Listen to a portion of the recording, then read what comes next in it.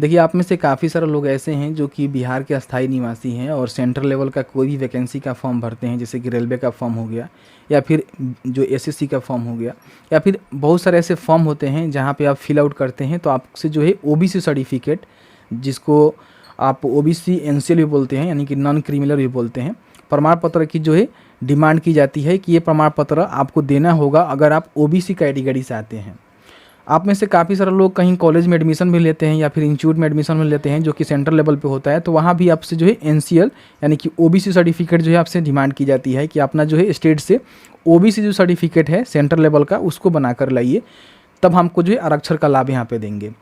तो ऐसे में काफ़ी सारे जो अभ्यर्थी हैं, प्रेसिडेंट है, जिनको पता नहीं होता है कि सेंट्रल लेवल का जो ओबीसी प्रमाण पत्र होता है, जिसको आप नॉन क्रिमिनल भी बोल सकते हैं सेंट्रल लेवल का, उसको आप कैसे बनवा सकते हैं। सो आज की इस वीडियो में हम आपको स्टेप बाय स्टेप जानकारी उपलब्ध कराएंगे कि आप बिहार से हैं और केंद्र सरकार पे जो है ओबीसी सर्टिफिकेट आपसे मांगा जा रहा है, ओबीसी एनसीएल मांगा जा रहा है, तो उसको आप किस तरह से ऑनलाइन घर बैठे बना सकते हैं, इसके लिए कौन कौन से दस्तावेज की आवश्यकता होती है, कैसे आपका इशू होता है और इससे आपको क्या फ़ायदे होते हैं और सर्टिफिकेट जो है एक्चुअल में किन का इशू होता है। तो सभी जानकारी इस वीडियो में क्लियर करेंगे, तो प्लीज़ वीडियो को शुरू से अंत तक लेकर जरूर देखिएगा और वीडियो थोड़ा सा भी अच्छा लगे तो प्लीज़ वीडियो को लाइक करिएगा, क्योंकि आपका एक लाइक मुझे बहुत ज़्यादा मोटिवेट करता है। तो चलिए आज का वीडियो शुरू करते हैं। देखिए, सबसे पहले अपने कंप्यूटर के ब्राउज़र में easytonet.com सर्च करेंगे। फर्स्ट में आपको easytonet.com का जो है ऑफिशियल वेबसाइट देखने को मिलेगा, यहाँ से इसको ओपन कर लेंगे। यहाँ पे आने के बाद आप जो है सेंट्रल लेवल का जो ओबीसी सर्टिफिकेट होता है, जिसको आप एनसीएल भी बोलते हैं, उसको बनाना चाहते हैं, तो यहाँ पे आप लिखेंगे ओबीसी। ठीक है, इतना ही आपको लिखना है। तो आपके सामने जो है बहुत सारे यहाँ पे देख सकते हैं लिंक मिलेगा, जिसमें सेंट्रल लेवल का जो है लिंक यहाँ पे देखने को मिल जाएगा। ध्यान रखिएगा, बिहार से आप हैं तो एक जो है बिहार लेवल पे बनता है, जिसकी वीडियो हमने उपलब्ध करा दिया हुआ है, उस वीडियो को चाहें तो आप देख सकते हैं। लेकिन बिहार से आप हैं और सेंट्रल लेवल का कोई भी फॉर्म फिल करना चाहते हैं या फिर किसी भी सेंट्रल लेवल पे किसी प्रकार की एडमिशन लेना चाहते हैं, तो उसमें एनसीएल की जो डिमांड की जाती है, जिसको ओबीसी सर्टिफिकेट भी बोला जाता है, तो आपको जो है सेंट्रल लेवल का ही बनवाना होता है। तो उसकी प्रक्रिया हम इस वीडियो में बता रहे हैं।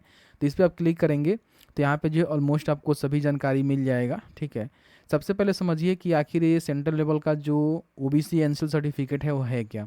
देखिए, अगर आपका पारिवारिक का है, जैसे कि मान लीजिए आपके घर में जितने भी सदस्य हैं, आप एक फैमिली हैं, तो आपका जो पारिवारिक आय है 8 लाख से कम है, तो आप जो है नॉन क्रीमी लेयर में आते हैं।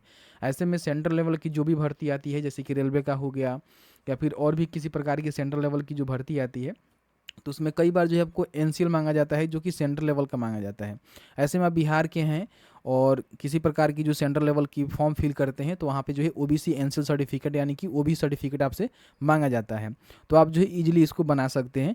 इसमें आपका आय, जाति, निवास भी लगता है और एक आपको शपथ पत्र भी देना होता है, उसकी जानकारी आपको हम जल्द ही उपलब्ध करवा देंगे।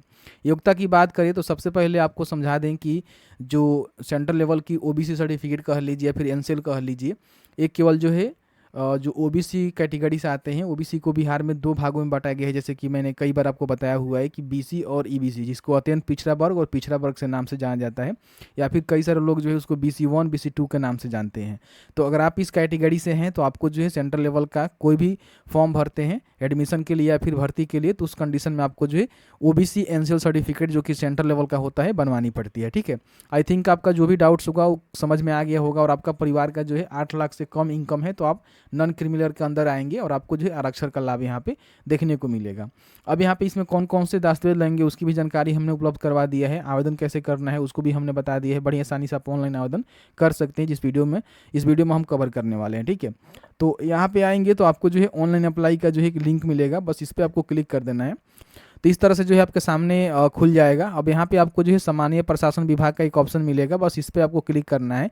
यहाँ पे आय, जाति, निवास तो बना ही सकते हैं। यहाँ पे बिहार से बनवाना चाहते हैं एनसीएल, तो उसकी जानकारी हमने उपलब्ध करा ही दिया हुआ है। अब यहाँ पे देखिए केंद्र सरकार से बनाना चाहते हैं यानी कि सेंट्रल लेवल से बनाना चाहते हैं, तो आपको जो है इस वाला ऑप्शन पे क्लिक करना होगा।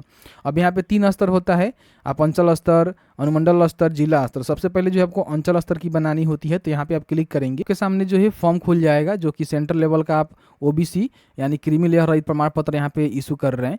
यहाँ पे सबसे पहले आपको जो है शपथ पत्र का जो भाषा है वो आपको चुनना होगा कि आप इसको हिंदी में या फिर इंग्लिश में रखना चाहते हैं। तो मैं रिकमेंड करूंगा कि हिंदी इंग्लिश रहने दीजिएगा, हिंदी में रहने दीजिएगा, फिर इंग्लिश में भी आप कर सकते हैं, कोई भी दिक्कत नहीं है। ठीक है, उसके बाद यहाँ पे सबसे पहले जो है लिंक आपको बतानी होगी कि आप जो है पुरुष है कि स्त्री है, उसकी जानकारी आपको यहाँ पे बताना होगा। अगर कोई अभिवादन आप देना चाहते हैं, श्री वगैरह वगैरह तो दे सकते हैं, बट इसको छोड़ भी सकते हैं, कोई दिक्कत नहीं है।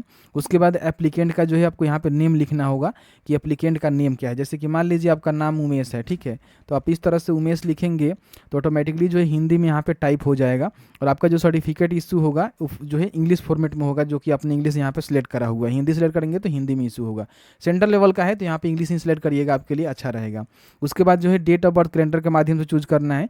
अगर आपके पास आधार नंबर है तो डाल सकते हैं, लेकिन आधार नंबर डालना मैंडेटरी नहीं है, आप इसको छोड़ भी सकते हैं, ठीक है। डालिएगा तो इसको ओटीपी के थ्रू हो सकता है कि आपका जो है ऑथेंटिकेशन किया जाएगा, इस बात को ध्यान रखिएगा। तो छोड़ दीजिएगा, आप अपलोड कर दीजिएगा, बाद में आधार कार्ड अपलोड करने का ऑप्शन आपको दिया जाता है। यहाँ पे जो है पूरा अपना जो स्टेट है वो तो ऑटोमेटिकली बिहार रहेगा। डिस्ट्रिक्ट आपको बतानी होगी कि आप कौन से डिस्ट्रिक्ट के अंतर्गत आते हैं, फिर आपका सब डिवीज़न क्या है, फिर आपका ब्लॉक क्या है, वो जानकारी आपको भरना होगा। अपना मुहाला गांव लिखना होगा, ward number, post office, pin code, फिर अपना सर्किल नंबर आपको पता है तो डाल सकते हैं, होल्डिंग नंबर है तो उसको भी डाल सकते हैं। उसके बाद आप जो है कौन से निकाय से आते हैं, ग्राम पंचायत, नगर निगम, नगर पंचायत, नगर परिषद, जहाँ से आते हैं वहाँ पर टिक करेंगे और अपना जो है पुलिस स्टेशन यहाँ पर सिलेक्ट करेंगे। फिर यहाँ पे अपना पंचायत बताएंगे और उसके बाद अगर आपका अस्थाई पता के सेम है तो आप यहाँ पे टिक कर देंगे। अलग अलग है तो आप अलग अलग यहाँ पे भर सकते हैं। अब देखिए यहाँ पे जो महिलाएं का जो मान लीजिए आप इशू करना चाहते हैं तो उस कंडीशन में क्या होगा कि महिला का जो वर्तमान पता होगा वो उसके मायके का डाल सकते हैं, और उसका जो अस्थाई पता होगा, जैसे कि ये अस्थाई पता हो गया तो ये मायके का डाल देंगे, और अस्थाई पता जो है उसके ससुराल का डालेंगे, क्योंकि ससुराल का क्या इसमें अगर महिला कंडीशन में अप्लाई कर रहे हैं तो महिला का जो परमानेंट एड्रेस है उसका जो है मायके के डालेंगे, और जो उसका अस्थाई पता है, जैसे कि अभी वो जहाँ रह रही है उसको अस्थाई माना जा सकता है इस कंडीशन में, तो उसका जो पता है आप यहाँ पे अस्थाई वाला डाल देंगे, ठीक है। क्योंकि महिला का जो एनसीएल जाति, जो एनसीएल हो गया फिर जाति हो गया, उसके जो है मायके से उसके पिता के नाम से जारी किया था, आप सभी को पता ही है, ठीक है। उस तरह जानकारी भरेंगे, और सेम है तो सेम कर देंगे, तो आपका जानकारी जो है सेम यहाँ पे फिल आउट हो जाएगा। उसके बाद नीचे आएंगे तो यहाँ पे आपको बताना होगा कि आप जो है कौन से धर्म से आते हैं, तो धर्म का नाम आप यहाँ पे लिख दीजिए। जैसे हिंदू हैं तो हिंदू लिख देंगे, ठीक है, जो भी धर्म से आते हैं आप लिख सकते हैं। उसके बाद अपना कैटेगरी बताना यहाँ पे पड़ेगा। तो देखिए अन्य पिछड़ा वर्ग ही आपको देखने को मिलेगा इसमें, ठीक है, तो यही आपको ओबीसी ही देखने को मिलेगा। इसमें बिहार में 2 भागों को बांटा जाता है, जैसे बीसी ईबीसी। आप बीसी से हैं, ईबीसी से हैं, दोनों अन्य पिछड़ा वर्ग में आएंगे सेंट्रल लेवल पे, ठीक है, ओबीसी में ही आएंगे, इस बातों को ध्यान रखिएगा। अब यहाँ पे जाति का जो है सिलेक्शन आपको करना होगा, तो बीसी ईबीसी दोनों जाति जो है आपको यहाँ पे देखने को मिल जाएंगे। जैसे कि बिहार में 2 भागों में बांटा गया है, लेकिन इसमें जो है ओबीसी में ही आप आएंगे, ठीक है, तो उसकी जानकारी आप यहाँ पे सेलेक्ट कर लेंगे कि आप जो है कौन से जाति से आते हैं। आप देखेंगे तो सभी जाति ऑलमोस्ट यहाँ पे बीसी बीसी दोनों जाति यहाँ पे देखने को मिल जाएगा। अगर आपका कोई उप जाति है तो सिलेक्ट करने का ऑप्शन आ जाएगा, नहीं है तो नहीं आएगा, छोड़ दीजिएगा। पेशा बताना है कि आखिर आप करते क्या हैं, छात्र हैं, सरकारी सेवा है, निजी सेवा है, व्यापार है, किसान है, गृहिणी है या फिर अन्य है, जो भी आप बताएंगे। फिर यहाँ पे अपने जो है फादर का नेम लिखेंगे इंग्लिश में, हिंदी में ऑटोमेटिकली यहाँ पे टाइप हो जाएगा। फिर यहाँ पे जो है पिता का जो जाति है आपको बताना होगा कि पिता आपका जो है कौन से जाति से आते हैं, तो उसकी जानकारी आप यहाँ पे दे देंगे। उसके बाद यहाँ पे मदर का जो है नाम लिखना होगा, ऑटोमेटिकली यहाँ पे हिंदी में टाइप हो जाएगा। फिर अगर महिला का फॉर्म फिल कर रहे हैं तो उनके हस्बैंड का नाम यहाँ पे लिख सकते हैं, नहीं तो इसको छोड़ सकते हैं। उसके बाद यहाँ पे जो है ईमेल आईडी और यहाँ पे मोबाइल नंबर आपको देना है, और यहाँ पे जो है फोटोग्राफ आपको एक अपलोड करना है, जैसे कि मैं आपको दिखा देता हूँ। इस तरह से आपका फोटोग्राफ यहाँ से अपलोड कर देना है, ठीक है। उसके बाद यहाँ पे मोबाइल नंबर, ईमेल आईडी आप डाल देंगे। फिर नीचे आएंगे तो यहाँ पे देखिए जो भी आपका अभिभावक है या फिर पिता और पति है, उसकी स्थिति आपको डालना होगा कि आखिर वो करते क्या है, जैसे कि पिता क्या करते हैं, माता क्या करते हैं, या फिर महिला है तो उसकी पति क्या करते हैं। तो यहाँ पे देख सकते हैं कि अगर कोई संवैधानिक पद है, जैसे कि मान लीजिए कोई भी संवैधानिक पद है तो उसकी पद नाम क्या है, सरकारी सेवा में है तो केंद्र से है कि राज्य से है, उसकी जानकारी भरेंगे। पिता का यहाँ भरेंगे, माता का यहाँ भरेंगे और पति का यहाँ भरेंगे। तो जिसका भी आप भरना चाहते हैं उसके सामने जो कॉलम दिया गया है उसमें जानकारी भरेंगे। फिर यहाँ पे मान लीजिए अंतर्राष्ट्रीय सेवा में कोई नियोजित है, जैसे कि यूएसडब्ल्यू वगैरह वगैरह में, तो उसकी जानकारी यहाँ पे भर सकते हैं, जैसे संगठन का नाम क्या है, पद का नाम क्या है। निजी क्षेत्र में आप नियोजित हैं तो उसकी जानकारी आप भर सकते हैं। संपत्ति का विवरण देना चाहते हैं तो उसकी जानकारी दे सकते हैं कि आपके पास कितना क्षेत्रफल है, अशिक्षित कितना है, शिक्षित कितना है, ठीक है। शिक्षित जमीन का जो परसेंटेज है कितना है, कुल शिक्षित अशिक्षित जमीन कितनी है, ठीक है। फसल क्या, फल क्या लगाते हैं, पता क्या है, क्षेत्रफल क्या है, प्रति जमीन की जानकारी आप दे सकते हैं। संपत्ति का जो है स्थान आप देख सकते हैं कि आपके आपका जो है संपत्ति कहाँ हुआ है। उसके बाद आप यहाँ पे चाहें तो संपत्ति का क्या इस्तेमाल होता है उसकी भी जानकारी आप यहाँ पे दे सकते हैं। बट ये सब भरना आपको मैंडेटरी नहीं है। अगर आपके पास ऐसा कुछ कंडीशन है, जैसे कि आपके माता पिता सरकारी सेवा में हैं या फिर पति सरकारी सेवा में है या फिर इस प्रकार की जो भी जानकारी पूछी गई है उस सेवा में है, तो आप इसको भरेंगे, अन्यथा इसको इग्नोर करेंगे, कोई भी मतलब इसका नहीं बनता है। यहाँ पे जो नौकरी से आय दिया गया है वार्षिक आय वाला में, इसको भरना आपको मैंडेटरी है। अब यहाँ पे क्या करना है कि सबसे पहले मान लीजिए नौकरी से अगर आपके घर में किसी का आय होता है तो बताएंगे कितना होता है, नहीं होता है तो आप इसको छोड़ देंगे। ध्यान रखेंगे कि जो भी आपने आय सर्टिफिकेट इशू किया हुआ है उसी का अकॉर्डिंग आपको भरना होगा। आय सर्टिफिकेट में आपने जो भी जानकारी दिया होगा कि नौकरी से कितना आया है, व्यवसाय से कितना आया है, आप देखेंगे आय सर्टिफिकेट पे आपने आय सर्टिफिकेट बनाया होगा तो उस पर आपको जानकारी देखने को मिल जाता है।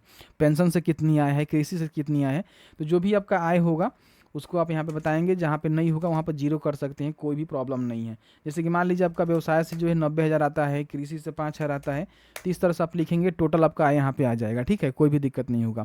अगर आप यहाँ पे कर भुगतान करते हैं, इनकम टैक्स भरते हैं तो हाँ करेंगे, अन्यथा नो करेंगे। और भी कोई जानकारी आप यहाँ पे देना चाहते हैं, क्या संपत्ति कर के अंतर्गत आता है, तो अगर आप इसको यस करेंगे तो यहाँ पे आपको नो ही करना है। ठीक है, क्या संपत्ति कर के अंतर्गत आता है तो आप यहाँ पे नो कर देंगे, अगर आता है तो यस करेंगे। ठीक है, अन्य कोई बात आप लिखना चाहते हैं तो यहाँ पे लिख सकते हैं। अब यहाँ पे आपको जो है कौन कौन से डॉक्यूमेंट लगानी होगी इसकी जानकारी आपको देखने को मिल रहा है। सबसे पहले तो फॉर्म आपको 8 लगाना होगा जो कि आवेदक का स्वयं शपथ पत्र होगा। उसके बाद रेजिडेंस सर्टिफिकेट, कास्ट सर्टिफिकेट और इनकम सर्टिफिकेट आपको देना होगा, तो इसको टिक कर लीजिएगा। ठीक है, उसके बाद यहाँ पे कुछ नहीं करना है, कैप्चा को फिल करना है और सबमिट के बटन पे क्लिक करना है। तो यहाँ पे आपने जो भी जानकारी फिल आउट किया हुआ है, जिसकी सभी जानकारी आपको यहाँ पे देखने को मिल जाएगा। आप चाहें तो ऊपर करके उसको चेकआउट कर सकते हैं कि आपने जो भी जानकारी फिल आउट किया हुआ है वो जानकारी सही है कि नहीं। सभी जानकारी सही होने के बाद आपको जो है अटैच एनएसीआर के जो बटन है इस पर आपको क्लिक करना होगा। अब यहाँ पे आपको जो है डॉक्यूमेंट अपलोड करनी होगी। सबसे पहले आप यहाँ पे देखेंगे तो आपको जो है बीसीबीसी जो कास्ट सर्टिफिकेट है उसका जो है डॉक्यूमेंट आपको अपलोड करना होगा। ठीक है, जैसे कि यहाँ पे जाति प्रमाण पत्र आपको अपलोड करना होगा, जिसका यहाँ पे साइज भी बताया जा रहा है, आप देख सकते हैं। ठीक है, यहाँ पे आप क्लिक करेंगे तो जेपीजी, पीएनजी या फिर पीडीएफ फॉर्मेट में होना चाहिए और 200 केबी के कम होना चाहिए। ठीक है, तो इसको यहाँ पे चूज फाइल के ऑप्शन पर क्लिक करके जहाँ भी आपका सर्टिफिकेट है यहाँ पे अपलोड कर देंगे। फिर आपको जो है फॉर्म यहाँ पे 8 में जो आपका रेसिडेंस सर्टिफिकेट है वो आपको यहाँ पे देना होगा, जिसमें आप देख सकते हैं कि निवास प्रमाण पत्र आपको देखने को मिलेगा, तो निवास को भी यहाँ पे अपलोड कर देना है। निवास आपका जो है 1 साल के अंदर का बना होना चाहिए तो अच्छा रहेगा, और आपका आय भी 1 साल के अंदर ही बना होना चाहिए। जाति कभी का रहेगा कोई भी दिक्कत नहीं है। फिर यहाँ पे आय आपको अपलोड कर देना है इस तरह से। फिर यहाँ पे आपको जो है देख सकते हैं कि फॉर्मेट यहाँ पे स्वयं शपथ पत्र मिलेगा। अभी आपको कहाँ से मिलेगा इसकी जानकारी आपको हम उपलब्ध कराते हैं। देखिए हमारे पोस्ट पे आएंगे तो हमने जो है इसका यहाँ पे फॉर्मेट दे रखा है, फॉर्मेट का जो स्वयं प्रमाण पत्र है। तो यहाँ पे आप क्लिक करेंगे तो आपके सामने जो ये फॉर्म यहाँ पे डाउनलोड हो जाएगा। जैसे कि देख सकते हैं कि ओबीसी क्रीमी लेयर रहित प्रमाण पत्र भारत सरकार के अधीन बनाने के लिए यहाँ पे दिया गया है। तो सबसे पहले अपना नाम, अपने पापा का नाम, गांव, शहर, पोस्ट ऑफिस, थाना, प्रखंड, अनुमंडल, जिला, राज्य और अपना जो है जाति यहाँ पे लिखेंगे और बताएंगे कि आपका जो है वार्षिक आय, वेतन, पिता और माता और पिता का जो वेतन वार्षिक आय है वो कितना है शब्दों में लिखेंगे। फिर यहाँ पे पूरा जो है कुल बिजनेस हो गया, प्रोफेशन हो गया, कुल आपका वार्षिक आय कितना है जो कि आपके आय में दर्शाया गया है उसके हिसाब से यहाँ पे लिखेंगे। फिर अपने यहाँ पे सिग्नेचर वगैरह वगैरह करेंगे, स्थान दिनांक लिखेंगे और इसको जो है स्कैन करके आपको जो है यहाँ पे लाकर अपलोड करना होगा। ठीक है, यहाँ पे चूज फाइल पर क्लिक करके इसको अपलोड करेंगे। फिर यहाँ पे एक दस्तावेज आपको और देना होगा, जिसमें आप कोई एक दस्तावेज दे सकते हैं, जैसे कि आधार कार्ड, मतदाता पहचान पत्र, ड्राइविंग लाइसेंस, पासपोर्ट, जो भी आपके पास उसको सेलेक्ट करेंगे उसको यहाँ से अपलोड कर देंगे। उसके बाद यहाँ पे सेव एनएसीआर के बटन पर क्लिक करेंगे। इस तरह से आपका जो है प्रीव्यू दिखाया जाएगा, जिसमें जो भी आपने जानकारी फिल आउट किया हुआ है वो सभी जानकारी आपको यहाँ पे देखने को मिल रहा है। आपने जो भी डॉक्यूमेंट अपलोड किया हुआ है, जो डॉक्यूमेंट्स की जानकारी यहाँ पे देखने को मिल रहा है, इसको यहाँ पे आप एक बार क्लिक करके जो है चेकआउट कर लीजिएगा कि आपने जो है सही से डॉक्यूमेंट अपलोड किया है कि नहीं। अब आपको लगता है कि हमने जो है सभी चीज़ों को सही ढंग से फिल आउट किया हुआ है और सभी मेरा जो है सही है, तो आपको यहाँ पे सबमिट के बटन पर क्लिक करना है। देखिए जैसे ही आप सबमिट करेंगे तो आपका जो एप्लीकेशन फॉर्म है यहाँ पे सबमिट हो जाएगा। सबमिट होने के बाद आप यहाँ पे देखेंगे तो आपको जो एक रिसीविंग दिया जाएगा। रिसीविंग में जो है आपका ऑनलाइन आवेदन करने का डेट रहेगा और आपका जो आवेदन है वो कब आपको दिया जाएगा उसका भी डेट यहाँ पे मेंशन कर दिया जाएगा।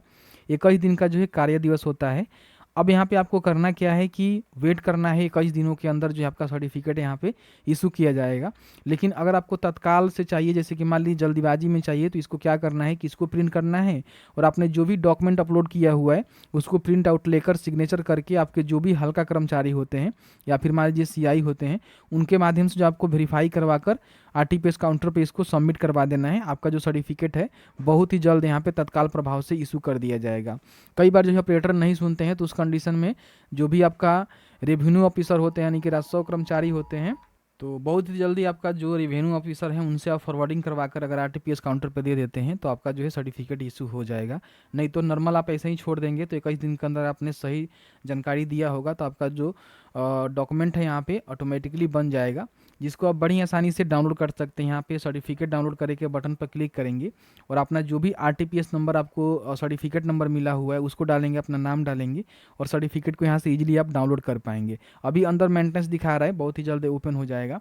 या फिर यहाँ पे आवेदन की स्थिति देखे के बटन पर क्लिक करेंगे तो यहाँ से जो है आप अपने एप्लीकेशन का जो आवेदन है उसकी स्थिति चेक कर सकते हैं कि आपका जो आवेदन है वो कहाँ तक प्रोसेस में है, कहाँ तक गया हुआ है। तो जैसे कि आपने देखा कि मैंने जो ऑलमोस्ट आपको सारा जानकारी उपलब्ध करवा दिया है किस तरह से जो सेंट्रल लेवल का ओबीसी सर्टिफिकेट है यानी कि एनसीएल है उसको आप इजीली अप्लाई कर सकते हैं। और साथ ही जो भी इसका नॉर्मल का डेट है उसके अंदर आपका सर्टिफिकेट इशू रहता है तो उसको आप डाउनलोड कर सकते हैं, या फिर तत्काल में चाहिए तो आप किस तरह से जो है फॉरवर्डिंग करवाकर बना सकते हैं। ऑलमोस्ट मैंने आपको सारा जानकारी उपलब्ध करवा दिया है। इसके साथ ही साथ जो राज्य सरकार का है उसकी भी जानकारी हमने दिया हुआ है कि बिहार सरकार के अंतर्गत जो एनसीएल बनता है, ओबीसी एनसीएल बनता है, उसको आप कैसे बनवा सकते हैं उसकी रिगार्डिंग भी हमने जानकारी उपलब्ध करवा दिया है। तो बस आज की इस वीडियो में इतना ही। वीडियो थोड़ा सा भी अच्छा लगा है तो वीडियो को लाइक करिएगा। चलिए मिलते हैं एक नए वीडियो में एक नए टॉपिक के साथ। तब तक के लिए वीडियो देखने के लिए आपका बहुत बहुत धन्यवाद। अब जहाँ भी रहें सुरक्षित रहें, स्वस्थ रहें। बहुत बहुत धन्यवाद।